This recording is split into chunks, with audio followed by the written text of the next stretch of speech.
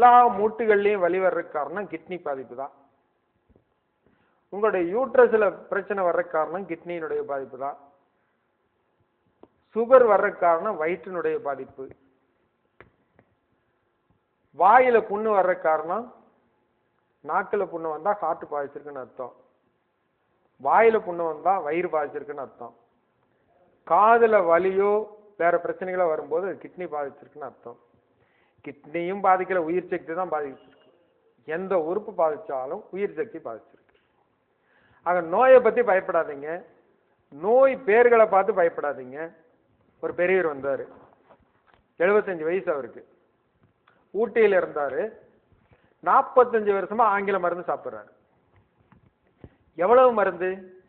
பிபிக்கு ஒரு மருந்து, heart attack வராம இருக்கிறதுக்கு ஒரு மருந்து, யூரின் போறதுக்கு ஒரு மருந்து, ஹெர்னியாவுக்கு ஒரு மருந்து, மூட்டு வலிக்கு ஒரு மருந்து, ஒரு கிட்டத்தட்ட 11 மருந்து ஒரு வேலைக்கு. நடக்க முடியாம 2 பக்கம் கை தாங்கள கொண்டு வராங்க அவரை. ஒவ்வொரு தடவை யூரின் போறதுக்கு அந்த மாத்திரை போட்டா சொட்டு சொட்டா கடுமையான வலியோட போகும். இத்தனை பிரச்சனையில ஒரு மனுஷன் உயிர் வாழ்ற இப்படி 75 வயசுல 45 வருஷமா மருந்து சாப்பிட்டு அந்த மாத்திரையை பார்த்தாலே மயக்கம் வருது. அப்புறம் நான் சொன்ன இந்த மருந்தை படிப்படியா நிறுத்துங்க. ஏன்னா 45 வருஷமா சாப்பிட்டுருக்காரு. நான் கொடுக்குற மருந்தை கூட சேர்த்துட்டு இதை பாதி பாதியா குறைச்சிக்குங்கன்னு சொல்லிட்டு கஞ்சி மட்டும் சாப்பிடுங்க, வேற சாப்பாடு சாப்பிட வேண்டாம். போனவர் ஒரு மாசம் எங்கூட தொடர்பே இல்லை. அடுத்த மாசம் வரும்போது கை தாங்களா தூக்கிட்டு வந்தவர் நடந்து வர்றாரு, தனியே வர்றாரு, ஆளே இல்லை. 2 நாள் கழிச்சு கால் பண்ணாரு, வந்துட்டு போய், ஐயா யூரின் போக மாட்டேங்குது, என்ன பண்றாங்க? ஒண்ணு இல்லை, ஒரு ஈர துணி நனைச்சு அடி வயிற்றுல கொஞ்ச நேரம் வச்சிருங்க, போயிடும்.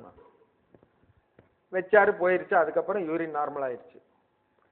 இந்த மருந்தை நிறுத்தின விஷயத்த எங்கிட்ட சொல்லவே இல்லை. பூரா மருந்தையும் நிறுத்திட்டாரு, அந்த அன்னைக்கே நிறுத்திட்டாரு, வந்த அன்னைக்கே அத்தனை மருந்தையும் நிறுத்திட்டாரு. ஆனா சின்சியரா கஞ்சி நான் ஒரு வாரத்துக்கு எடுத்துக்க சொன்னேன், 1 மாசமும் கஞ்சியே சாப்பிட்டுருக்காரு. சின்சியரா பண்ணினதுனால அடுத்த தடவை வரும்போது அவரே நடந்து வர்றாரு. இப்ப அவர் கிட்டத்தட்ட 7 வருஷம் 7.5 வருஷம் இருக்கும். இப்பவும் வர்றாரு, சும்மா காட்டிட்டு போறதுக்காக. எவ்வளவு மருந்து மாத்திரையே 45 வருஷமா சாப்பிட்டவருக்கு அதுல இருந்து மீட்சியும் நிரந்தரமா. அவருக்கு இன்னொன்னு, ரத்த குழாய் பார்த்தா காலில் அப்படியே பள்ளி படுத்திருக்கிற மாதிரி இருக்கும், ரத்தத்தை சோடு தடிச்சு வீங்கி இருக்கும். அதுக்கான அடையாளமே இல்லை அவருக்கு. இந்த வயசுக்கு அப்புறம் வெரிகோஸ் வெயின்ஸ்ன்னு சொல்றது, அந்த ரத்த குழாய், கெட்ட ரத்த குழாய் வீங்கிருச்சுன்னா அப்படியே தடிச்சு தடிச்சு முறுக்கேறி சுருண்டு சுருண்டு எப்படி இருக்கும், அதுக்கான அடையாளமே அவருக்கு கிடையாது. அப்போ எந்த நோயா இருந்தாலும் உயிர் சக்தி சரியானா நிரந்தரமா குணமாகிடுவார். அதனால நோயை பத்தி இல்லை. சுகருங்கிறது சாதாரண, அதை விட அல்சருங்கிறது அதை விட சின்னது, தலைவலிங்கிறது அதை விட சின்னது. இன்னொன்னு இருக்கு,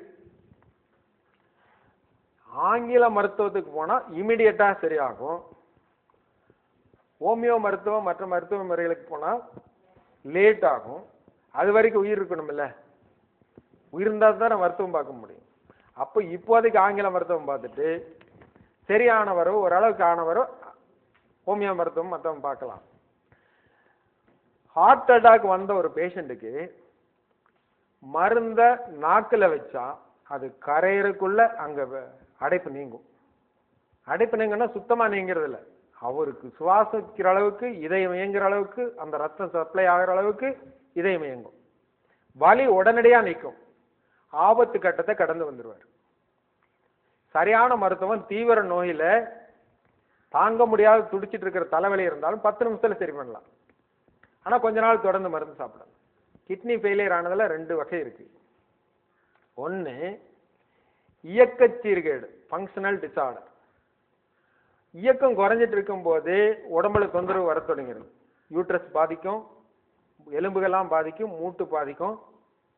ஒரு கட்டத்துல உடம்பு வீங்க தொடங்கும். அந்த ஃபங்க்ஷனல் டிசார்டர் இருக்கும்போது அந்த கிட்னிக்கு கொஞ்சமாவது உயிர் சக்தி போயிட்டு இருக்கும்போது கிட்னி உயிரோடு இருக்கும். அந்த சமயத்துல வந்துட்டாங்கன்னா திரும்பவும் அவரை முழுமையா மீட்டெடுத்துடலாம், கிட்னியை முழுமையா சரி பண்ணிடலாம்.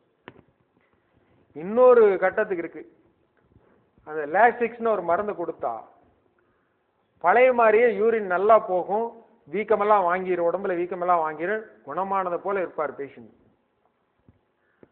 அப்புறம் கொஞ்ச நாள் கழிச்சு திரும்ப வரும், திரும்ப லேசிக்ஸ் கொடுத்தா திரும்ப அந்த கேப் டூரேஷன் இருக்குல்ல, ஒரு வாரம் கழிச்சு வந்தது 2 நாள்லயே வீங்க தொடங்கும்.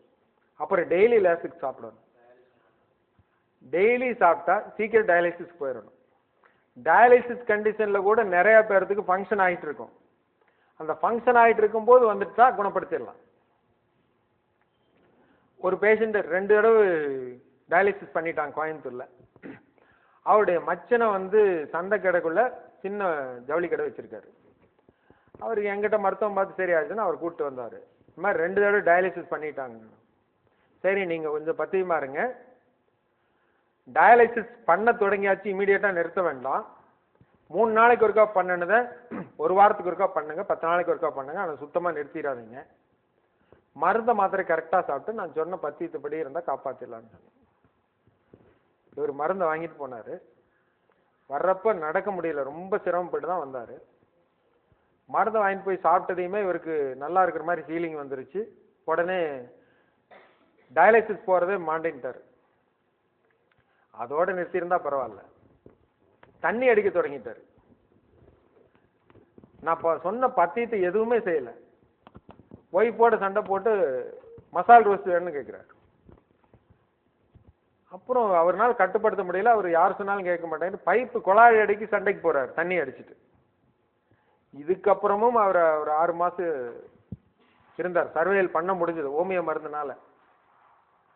ரொம்ப எக்ஸ்ட்ரீமா எல்லாரும் தண்ணி போட்டுருக்காங்க. அப்புறம் அது ஒன்றும் பண்ண முடியல. கடைசியா கோவையில் போய் ஜிஹெச்ல படுத்துட்டு உயிர் போறதுக்கு முன்னத்த நாள் கூட மசால் ரோஸ்ட் வாங்கிட்டு வர சொல்லி சண்டை போறாரு. அப்ப கிட்னி பாதிப்புங்கிறது ஃபங்க்ஷனல் டிசார்டர், அந்த இயக்க சீர்கேடு இருக்கும்போதே வந்துட்டா முழுமையா குணப்படுத்த முடியும். அந்த உயிராற்றல் முழுவதும் தடைப்பட்டு அந்த கிட்னியே செத்து போயிடும்.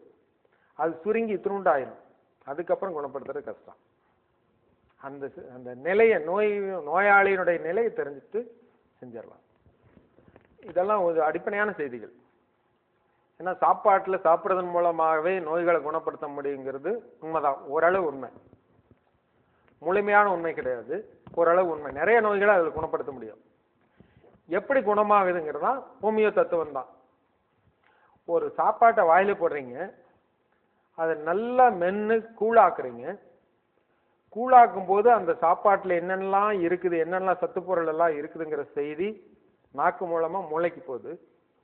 மூளை வயிற்றை தூண்டி இந்தந்த பொருளெல்லாம் உள்ள வந்துட்டு இருக்கு, அதுக்கு தயாராரு செரிமானத்துக்குன்னு ஆர்டர் போடுது.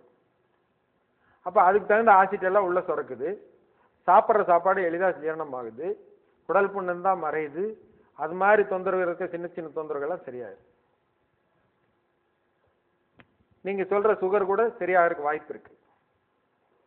ஆனா மற்ற வேண்டாத உணவுகளை தவிர்க்கிறது, பசி இல்லாம சாப்பிடாம இருக்கிறது, இதெல்லாம் கைவிட்டா நிரந்தரமா குணப்படுத்தலாம்.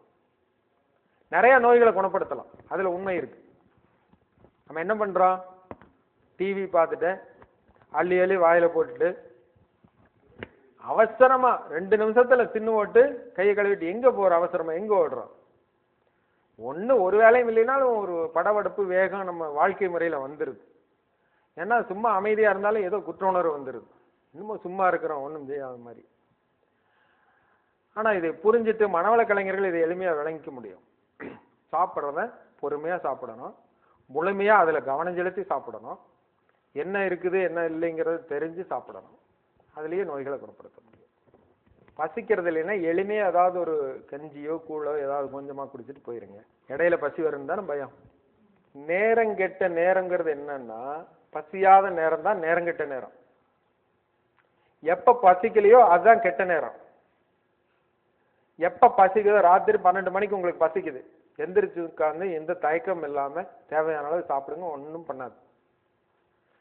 பசிக்கவே இல்லை, காலையில் 8 மணிக்கு சாப்பிடணுங்கிறக்காக சாப்பிட்டீங்கன்னா அது நோய் தான். பசிக்காத சாப்பாடெல்லாம் நோய், பசிக்கிற நேரமெல்லாம் சரியான நேரம். இதை மனசுல வச்சுங்க. நோயிலிருந்து 3/4 வெளியில வந்துடலாம். அதாவது ஒரு 500 பேர் வேலை செய்யற இடத்துல அங்க சூப்பர்வைசர், மேனேஜர், அந்த அடுக்கு இருக்கும், அதிகார அடுக்கு. அதை கடந்து ஒருத்தர் மட்டும் போக முடியாது. ஒருத்தர் போனாங்கன்னா மற்ற வேலையை பாதிக்கும். அந்த டீமை வேலை செஞ்சு அதுக்கு மாற்றுதான் நீராகாரமா சாப்பிடுங்க. ஒரு டம்ளர் தண்ணி குடிச்சா கூட அந்த பசி அடங்கிக்கும். பசியோடு இருக்கிறதுனால ஒன்றும் வராது. பசி இல்லாம சாப்பிட்டாதான் நோய் வரும். அது பெரிய விஷயமா எடுத்துக்காதீங்க.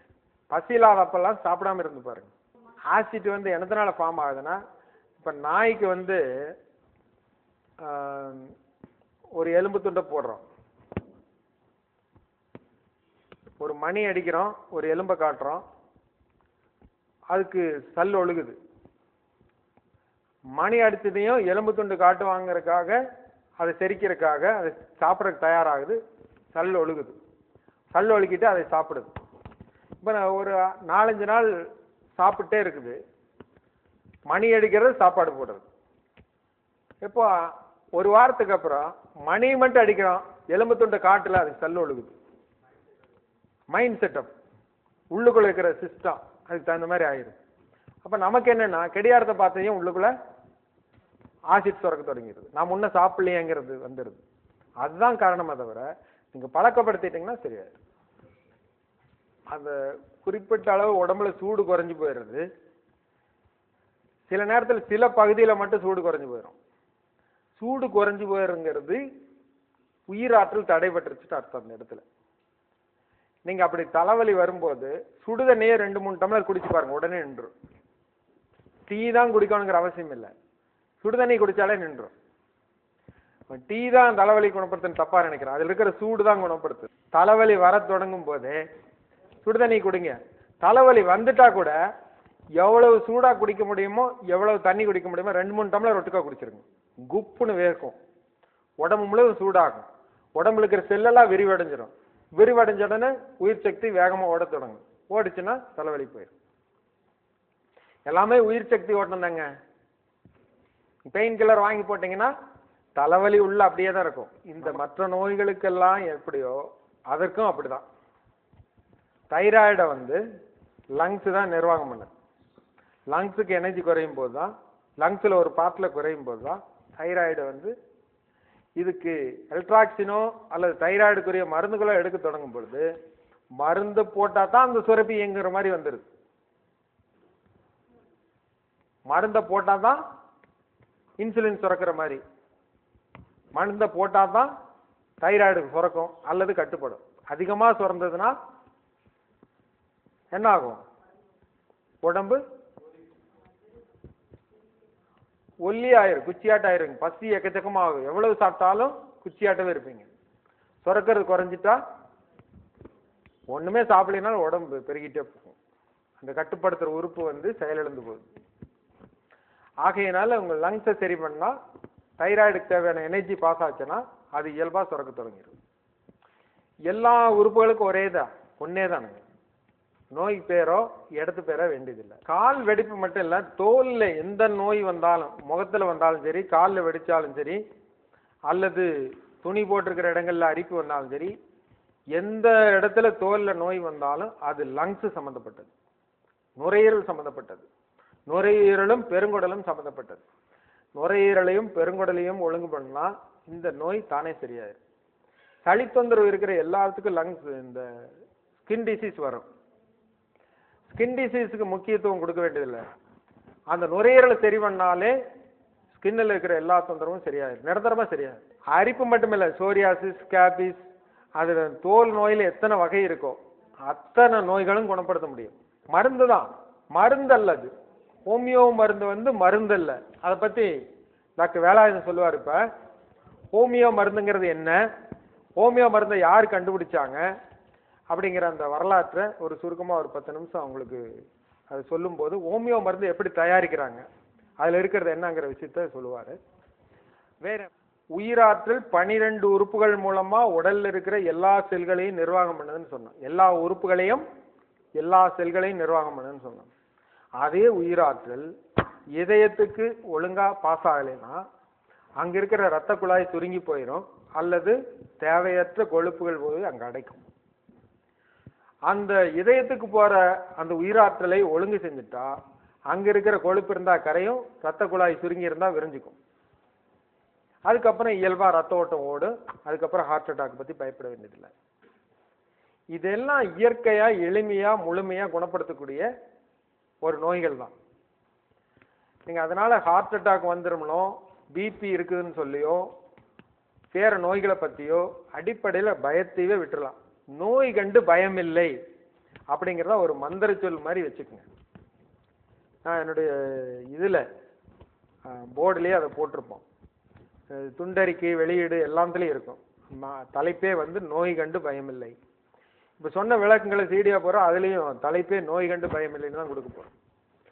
அந்த நோயை கண்டு பயந்துக்கவே வேண்டியதில்லை. நீங்க பயப்படணும்னு ஒண்ணு இருக்குதுன்னு சொன்னா மருந்தை கண்டு தான் பயந்துக்கணும். நோயை கண்டு பயப்படவே வேண்டியதில்லை. ஹாஸ்பிட்டலை கண்டு தான் பயந்துக்கணும், மருந்தை கண்டு தான் பயந்துக்கணும். நோயை கண்டு பயப்பட வேண்டியதே இல்லை. நோய் நல்லதுன்னு ஒரு இது இருக்கு. நோய் முரண்பாடா தெரியலையா? நோய் எப்படி நல்லதாகும்? இப்ப கண்ணுல தூசி விழுகுதுன்னு வச்சுக்கங்க. தூசி விழுந்தா என்ன நடக்கும்? கண்ணுல தூசி விழுந்தா என்ன நடக்குது? கண்ணுல கண்ணீர் வருது. கண்ணீர் நோயா?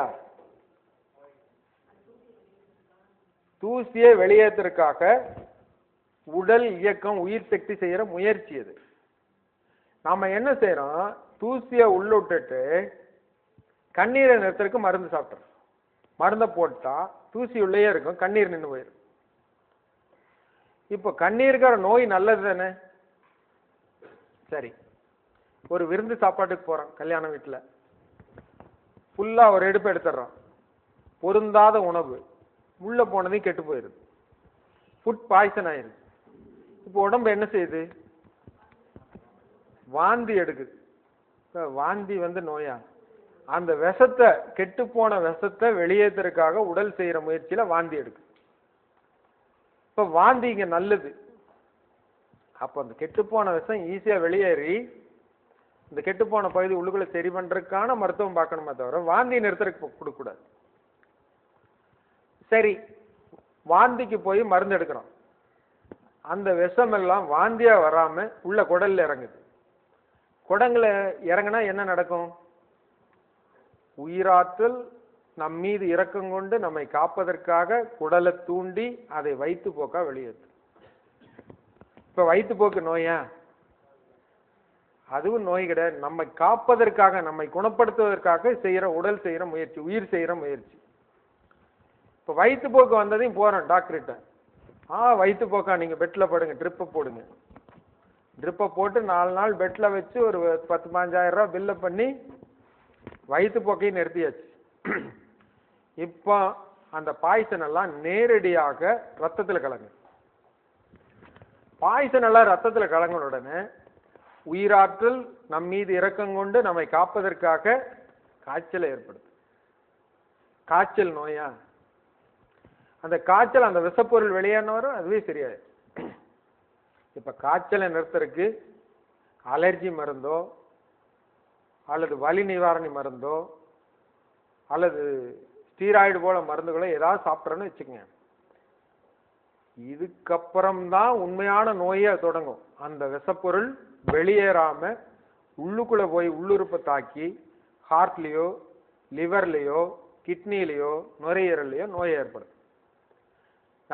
நம்மை காப்பதற்காக உடல் செஞ்ச எல்லா முயற்சியும் நம்ம தடுத்து நிறுத்திட்டோம். இதுதான் மருத்துவமனையில் நடக்கிற நிகழ்ச்சிகள். இதனாலதான் பக்க விளைவு வருது. ஆகையினால நோய் ரொம்ப நல்லது. காய்ச்சலுங்கிறது ஒரு அந்நிய பொருள் உள்ள வந்திருக்கு, ஒரு கிருமி வந்திருக்கு. அந்த கிருமி சாப்பிட்ற உணவு உள்ள இருக்கு. உடல் இயக்கம் சீர்குலைஞ்சதுனால, கழிவு பொருள் சரியா வெளியேறாம தேங்கி இருக்கிறதுனால அந்த கழிவு பொருளை சாப்பிட்றதுக்கு கிருமி வந்திருக்கு. இப்ப அந்த உடல் இயக்கத்தை சீர் பண்ணும் போது, உயிராற்றலை சீர் பண்ணும் போது கிருமியை ஈஸியா அடையாளம் கண்டுக்கும். உயிர் சக்தி ஈஸியா அதை அழிச்சு டெஸ்ட்ராய் பண்ணி வெளியே அனுப்பிடும். கழிவு பொருளை ஈஸியா வெளியே தள்ளிடும். மோஷன் சரியா போகும், சில நேரத்தில் வாந்தி கூட வரும், சில நேரத்தில் மோஷன் சரியா போகும். 1 நாள் 2 நாள் காய்ச்சல் இருக்கும், அப்புறம் சரியா போயிடும். பெரிய நோய் வராம தடுத்துரும். குழந்தைகளுக்கு காய்ச்சல் குறிப்பிட்ட அளவுக்கு மேல போகும்போது அந்த வெப்பத்தை தாங்க முடியாம பிட்ஸ் வரும். அந்த நேரத்தில் துணியை நினைச்சு போடலாம், அல்லது அந்த நேரத்தில் குழந்தைகளுக்கு மட்டும் உடனே காய்ச்சலை குறைக்கிறதுக்கான மருந்துகளை கொடுத்து குறைக்கலாம். ஹோமியோபதியிலேயே இருக்கு, எல்லாத்துக்கும் மருந்து இருக்கு. பிட்ஸுங்கிறது மூளையில ஏற்படுற ஷார்ட் சர்க்யூட். மூளையில் இருக்கக்கூடிய உயிராற்றல் அந்த அந்த சப்ளைல வரக்கூடிய ஷார்ட் சர்க்யூட் தான் பிட்ஸுங்கிறது. எல்லாமே ஷார்ட் சர்க்கியூட் தான், தடைப்பட்ட உயிர் சக்தி தான். அதை சரி பண்ணா மகரிஷி எழுதுவார், வலி என்பது தடைப்பட்ட உயிராற்றல். அந்த வலி இடத்தால் அகன்றும் காலத்தாலும் நீண்டுனா அதுக்கு பேர் நோய். இப்போ நல்லா இருக்குது கை, தடி எடுத்து ஓங்கி ஒரு அடி போடுறோம். அடுத்தது இங்க என்ன ஆகும்? வலி வரும், வீக்கம் வரும். இந்த வீக்கம் எவ்வளவு நாள் இருக்கும்? அங்க செல்கள்லாம் தாறுமாறா திரும்பிருச்சு. அடிச்ச அடியில இந்த இடத்துல இருக்கக்கூடிய செல்கள்லாம் முன்பின்னா மாறிடுச்சு. அது ஒழுங்கு செய்யற வரைக்கும் அந்த வீக்கம் இருக்கும். அது ஒழுங்கு செஞ்ச உடனே வீக்கம் தானே சரியாயிரும். அப்போ வீக்கமும் நோய் கிடையாது. நோயை கண்டுபிடிக்கிறதும் குணப்படுத்துறதும் ரொம்ப சுலபம். கிட்டத்தட்ட அடிப்படைகள் செய்திகள்லாம் விளங்கிட்டோம். ஒரு ஒசூர்ல இருந்து ஒரு பேஷண்ட் வந்தார், ஆட்டோ டிரைவர். டெஸ்ட் ரிப்போர்ட்டெல்லாம் எடுத்துட்டு வந்தார், HIV பாசிட்டிவ். அவருக்கு அடிக்கடி காய்ச்சல் வந்துடும், கண்ணெல்லாம் செவந்து வீங்கிக்கும், சில நேரத்தில் வயிற்றுப்போக்கு வரும், சில நேரத்தில் அடிக்கடி சளி பிடிச்சிக்கும். இதெல்லாம் என்னன்னா நோய் எதிர்ப்பு சக்தி இல்லாதனால அடிக்கடி பாதிச்சுட்டு இருக்காரு. அப்புறம் வந்து மருந்து எடுத்துட்டாரு. மருந்து எடுத்துட்டு அவருக்கு ஒய்ஃபுக்கெல்லாம் வந்திருக்குமோன்னு ஒரு டவுட்டு. அப்புறம் போய் செக்அப் பண்ணும்போது அவங்களுக்கெல்லாம் வரல, இவருக்கு மட்டும்தான். இவரை மட்டும் அவங்க உடல் சம்மந்தம் இல்லாமல் இருங்க கொஞ்ச நாள்னு சொல்லிட்டு அவர் வந்து கிட்டத்தட்ட ஒரு 7 ஆண்டு இருக்கும். இப்போ அண்மையில் அவரே செக்அப் பண்ணி பார்த்துட்டு இப்போ எல்லாம் நார்மலாக இருக்குதுங்க, ஏன் இன்னும் மருந்து சாப்பிடுமான்னு கேட்டார். நார்மலாக இருந்தால் எதுக்கு மருந்து சாப்பிட்றீங்க, இனிமேல் வேண்டியதில்லை. இப்போ மருந்தை நிறுத்தியும் 1 ஆண்டாச்சு. அவர் எந்த நோயும் இல்லை, இப்போ காய்ச்சல் வர்றதில்லை, கண்ணு தொந்தரவு வர்றதில்லை, வாந்தி வயிற்றுப்போக்கு எதுவும் இல்லை. சாதாரணமாக அவர் தொழிலை பார்த்துட்டு குடும்பத்தில் இருக்கார். ஆனால் எல்லாம் ஒரு அட்வான்ஸ் வந்துட்டா, அட்வான்ஸ் கண்டிஷன் வந்துட்டா அது எந்த அளவுக்கு குணப்படுத்துங்கிறது சொல்ல முடியாது. ஒரு பொள்ளாச்சி பக்கத்தில் ஒரு அனாதை ஆசிரமம், அங்கே ஒரு அன்பர் கூட்டிகிட்டு போயிருந்தார் எனக்கு. அங்கே 100க்கு 80 பேஷண்ட் வந்து எய்ட்ஸ் பேஷண்ட். அது குழந்தையிலிருந்து பெரியவங்க வரைக்கும் இருக்கு. ஆண்களும் இருக்காங்க, பெண்களும் இருக்காங்க. உள்ள போனாலே எனக்கே ஒரு கலவரம் ஆகிற அளவுக்கு அந்த நோயாளியில பார்த்தா அவ்வளோ இருக்கு. அப்படி பாதிப்பு ஏற்பட்டிருக்கு. திடீர்னு ராத்திரியில் ஒன்று போயிருமா, பகல் ஒன்று போயிருமா. அப்புறம் அதை எடுத்து கிளீன் பண்ணி சுத்தம் படுத்துறதுக்கே ரொம்ப கஷ்டம். அந்த ஏரியாவே ஒரு மாதிரி வாசமா இருக்கு. இதுக்குள்ள போய் நம்ம மருத்துவம் பார்க்கணும். சரி, அங்கேயும் போய் அவங்கள போய் எல்லாத்தையும் பரிசோதனை பண்ணிட்டு எல்லாத்துக்கும் மருந்து கொடுத்துட்டு வந்தோம். அது கல்யாணமாகாத பொண்ணுகளும் இருக்கு, கல்யாணமாகாத பசங்களும் இருக்காங்க, சின்ன குழந்தைகள் இருந்து இருக்காங்க. மருந்து கொடுத்துட்டு 15 நாள் கழிச்சு திரும்ப போகும்போது கிட்டத்தட்ட 75 விழுக்காடு நோயாளிகளுக்கு அந்த சிம்டம் எல்லாம் மறைஞ்சிருச்சு. கண்ணு பொங்குறது, காய்ச்சல் வர்றது, வயிற்றால போறது எல்லாமே நின்றுச்சு. ஆனா அந்த விடுதி காப்பாளர், அந்த அனாதை ஆசிரமத்தினுடைய காப்பாளர் நமக்கு ஒத்துழைக்கவே மாட்டேங்கிறாங்க. அந்த டெஸ்ட் ரிப்போர்ட்டை கொடுக்க மாட்டேங்கிறாங்க, நமக்குன்னு ஒரு அறை ஒதுக்கி கொடுக்க மாட்டேங்கிறாங்க. கொடுக்கக்கூடாதுன்னு இல்லை, அவங்களுக்கு அதில் அக்கறையே இல்லை. நான் எவ்வளவோ முறை தொலைபேசி பண்ணி கொஞ்சம் ஒத்துழைப்பு கொடுக்க சொல்லி எல்லாம் கேட்டேன். ஒரு 2-3 முறை போயிட்டு அதுக்கப்புறம் போக முடியல. ஆனால் நிச்சயமாக ஒரு ஒரு கட்டத்து வரைக்கும் அவங்களை குணப்படுத்த முடியும். நோய்ங்கிறதும் ஒன்று தான், மருத்துவங்கிறதும் ஒன்று தான், பாதிப்புங்கிறதும் ஒன்று தான். பாதிப்பை கண்டுபிடிச்சிட்டா நோயை குணப்படுத்திடலாம். அடிப்படை செய்தி இவ்வளோதான். இதுக்கு மேலே என் சிந்தனை உங்களுக்கு சந்தேகம் வரக்கூடியதை உங்களுக்கு எல்லாத்துக்கும் விசிட்டிங் கார்டு கொடுத்துருக்கோமா, அந்த தொலைபேசி எண்ணுக்கு தொடர்பு கொண்டு என்ன நோயை பற்றி வேணாலும் நீங்கள் கேளுங்க. எல்லா விவரமும் எப்பவும் சொல்கிறதுக்கு நான் கடமைப்பட்டிருக்கேன். இவ்வளவு நேரமும் பொறுமையாகவும் அமைதியாகவும் ஒரு ஈடுபாட்டுடனும் இந்த அறிவு சிந்தனையில் கலந்து கொண்டு உங்களுக்கும் உங்களை சார்ந்தவர்களுக்கும் பயனுள்ள வகையில் இங்கே அமர்ந்திருந்ததுக்காக உங்கள் அனைவரையும் வாழ்த்தி வணங்கி நன்றி கூறி விடைபெறுகிறேன்.